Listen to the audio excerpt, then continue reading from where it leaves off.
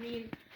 الاقي نفسي فضحت فضيحه ام المطاهر رش الملح 7 مرات، فضيحه بجلاجل ملهاش طعم من الاخر.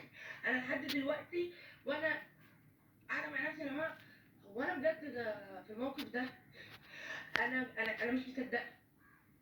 ولا في ناس طالعه تقول لك ده اكيد هي مستفاده، هي اصلا مبسوطه على هواها، مبسوطه على هواها ان 25 مليون بني ادم شافوني، شافوا جسمي، شافوني في وضع زي ده، ولا شافوه، ولا اهلي كسروا، ولا نفسي كسرت، ولا خاطري كسر، ولا فهترند بايه؟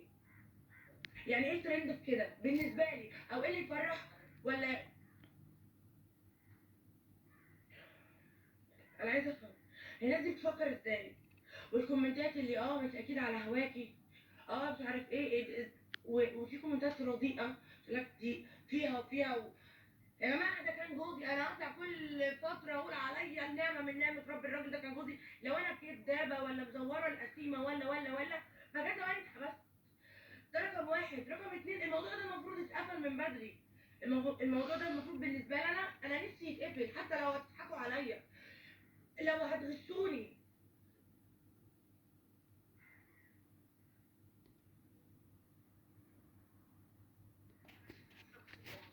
لا لا، اطلعي اتفرجي بره، اطلعي اتفرجي بره. آه ما علينا. احنا وصلنا لحد فين؟ كل بقى الهزل والهرج والمرج اللي بيحصل ده، وطبعا محدش متخيل كم من الاضرار النفسيه اللي بتحصل لي، ولا انا بعاني ازاي، ولا انا بعيش ازاي، ولا انا عايزه اتدمرت. انا بحاول امثل معظم الوقت ان انا سترونج والدنيا حلوه وبيس انا بقول يلا الدنيا هتمشي، كل ما اقول الدنيا هتظبط الاقي حاجه طلعاني من الارض اللي هو لا انزلي ارجعي مكانك، انت فيكي وفيكي وفيكي، انت طب انا يعني اذنبت في ايه؟ ما علينا. فيما قال لي شوفني غلطانه، شوفني مذنبه، ايا كان. طيب احنا اتخطينا الحوار ده، وحاولت ان انا ارجع اشتغل، لان انا قلت لكم قبل كده انا بني ادمه حياتي عباره عن شغف، وشغفي قليل جدا، يعني شغفي محدود. فشغفي المحدود ده هو انتوا، السوشيال ميديا لان انتوا مش نصفني. يعني حتى الناس اللي بتكتب لي كومنتات حلوه وتخش تواسيني وتكتب عليا في المسجات البرايفت، انتوا فين؟ على الفيسبوك وعلى الكومنتات اللي انتوا ما بتتكلموش ليه؟ يعني ما بتدافعوش ليه؟ بكلم بجد. وطيب يوم ما قررت ان انا اعمل حاجه جديده، كان نوع من انواع ان انا اتقدم او اطور من نفسي عادي، وحسيت ان هو يعني انا قربت اتخطى الموضوع، وافقت ان انا استضاف في القناه المحترمه جدا، قناه النهار، في برنامج حواري عن انا ازاي المفروض كبني ادمه اتخطيت الازمه دي، يعني عن طريق ان انا اتكلم كلمتين سيمبل جدا عن الموضوع ده، والموضوع يتقفل، وتبدا وباقي الحلقه تكمل على اساس ان انا هتكلم عن انا نفسي اعمل ايه في حياتي. انها حاله انتوا ربنا يقدركم ولا استلم معاك، انا ما اعرفش انا اتعملت فيا كده ليه وعشان ايه. فانا ذنبي ايه؟ طيب اعمل ايه؟ طيب ما انا مش هعرف ارضيكم كلكم، ومش هعرف ارضي حد. انا معاك، انا اهلي اتجننوا، اقسم بالله اهلي ضرب. ما انا مامتي مريضه قلب، وبابايا بقى عنده الضغط والسكر والقولون، اخواتي ما بيتوش يبصوا في وشي، حياتي خربانه. وكل شويه وكل ترند وكل خبر بيطلع على انا ما اعرفش مين انا اللي بقوله، انا مين؟ انا بجد اللي بيسمعني انا. طب انا عملت ايه في مين عشان يتعمل فيا كل ده؟ وليه انا ترند طول الوقت مش بحس دي كانت بتترعش لدرجه وجسمي بيتنفض اصلا. حاولت ان انا اهدي نفسي عشان اعرف ابدا اصلا الحلقه، وبدات وكانت المفاجاه ان اول سؤال انا اتسالته، مش فاكره كان حاجه كده، مام عملت لي هو انا يا جماعه طبيعي كده، انا بني ادمه اصلا ما بعرفش لما اتحط في موقف محرج او في موقف فيه صدمه اعرف ادي رد فعل او رياكشن سريع. فانا بذلت كل جهدي في الحلقه دي واليوم ده ان انا على الاقل اعرف وارد ردود كويسه. بس اللي انا اعرفه ان الحلقه دي مسجله، يعني ده حوار مسجل. يعني مش زي ما انا طالعه لايف دلوقتي اي كلمه هتبقى محسوبه تتاخد تتلقط مني مثلا يحصل لي عليها. ده انا في اللايفات ما بقولش حاجه تضايقني، ولا بقول ولا بتكلم في حاجه تضايق حد، ولا بروج لحاجه زي ما بيقولوا، ولا الكلام ده خالص. في لايف اهو زي ما لو انا قدامكم، ما بالك برنامج مسجل. فانا عارفه ان التسجيل ده في الاول وفي الاخر زي ما هم متفقين معايا، اللي مش هيعجبني في الحوار هيتشال. هذا الكلام اللي هم بقى ما يعرفوش ان انا معايا اللي يثبت ده، اللي يثبت كلامي ده وصحه كلامي دي كلها. تمام. لقيت ان الاسئله كلها ما بتتكلمش ولا عن حياتي ولا كارير ولا شغل ولا مستقبل ولا اهلي ولا اي حاجه، بيتكلموا عن الفيديو ده. غير كمان انا في ردود، اقسم بالله العظيم، اقسم بالله انا لما قلت ان انا جالي عرسان بعد الفيديو، الكلام ما كان كده، والله ما كان قصدي كده ولا الكلام كان كده. انا رديت رد فعل تلقائي على سؤال هي استفزت. خلاص ده كنا في اخر الحلقه، مش عارفه تقولي اللي هو فيما معناه ان الناس بتهاجم اوتاكا ان هو واخدني كريتش وك ان هو بيعمل يعني شو كده، مش عارف ايه، لك ان هو لا بيحبني بجد ولا حاجه، لان انا فيما معناه لا اصلح اني اكون زوجه. فانا اتحمقت على نفسي ورديت غصب عني ردة القوة. قلت لها مين قال لحضرتك كده؟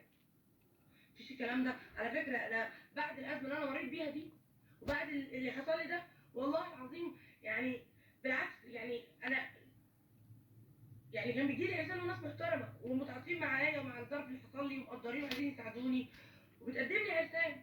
ده اللي انا كنت اقصده بصافي نيه. ردت عليا ساعتها رد قفلني حرفيا، جاب لي انهيار عصبي.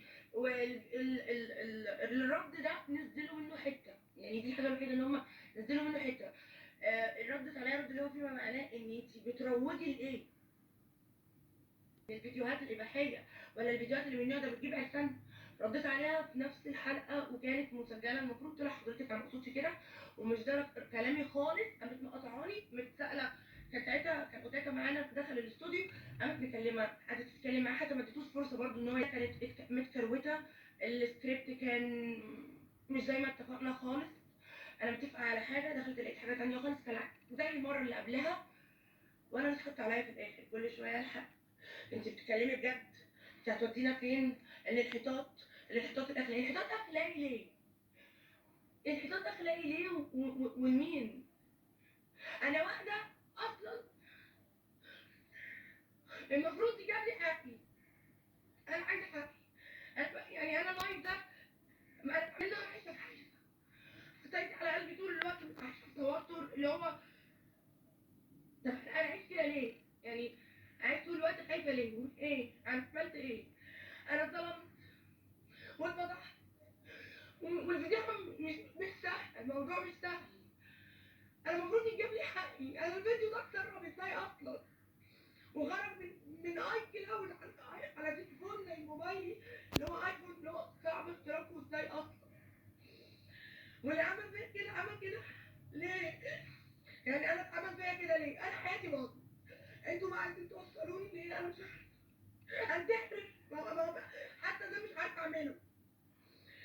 طب خلاص اعمل ايه؟ طيب انتوا كان مضايقكم قوي ان انا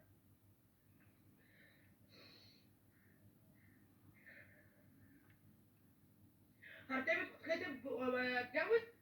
طب تمام. انا عامه انا اهو بقولها ده على صوتي انا. الموضوع خلاص الحمد لله ما حصلش نصيب والموضوع باظ. والله سهل له بجد. الولد ده عانى معايا جدا. كفايه اللي هو بيقابله وكفايه اللي هو بيعاني منه وعنده اهل برضه، عنده ناس. اتفضح علشان خاطر وقف جنبي وعشان خاطر كان راجل وعشان خاطر حاول ان هو آه، يحبني، او اللي هو انا حرام ان انا اتحب واتجوز. لا انا المفروض اموت اترجم، ردموني. هو بنات بقى اللي بقدم بلاغ للنائب العام. بس انا عايزه حق. طب على الاقل اعرف مين عمل فيا كده. ما انا خلاص انا عشت طول عمري واحد كده كده محدش بينسى. ما شاء الله الجيل اللي احنا والمجتمع اللي انا عايشه حواليه او حواليا، محدش بينسى، محدش هينسى. فانا حتى لو فكرت ان انا اتجوز واخلف في يوم من الايام، اصلا اخلف عيال ازاي؟ يعني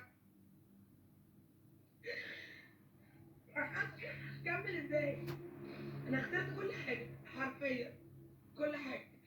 المطلوب تاني، انا مش عارفه انا بتحاجبني، انا عملت ايه اصلا؟ انتوا بتشوفوني هنا على تيك توك كل فين وفين اطلع اهزر حاجه والله، مودي مره ولا مرتين وخلاص، باقي الاسبوع انا بعاني يا جماعه، انا بعاني.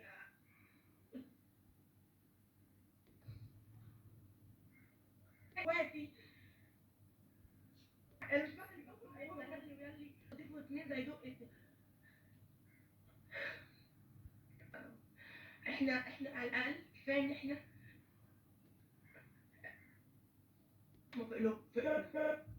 نبقى رحيمين. عندنا على الاقل شويه. انتوا كام واحد فيكم ما بيغلطش؟ كام انتوا؟ مفيش حد ما بيغلطش، مفيش حد ما مش مقتنع. انا بشوف بلاوي، انا اصلا قبل اللايفات اللي كان بيعدي فيديو ويخليني ابقى وحيده ومتوحده ان انا في الشارع ووسط الناس بشوف بلاوي، بشوف كوارث.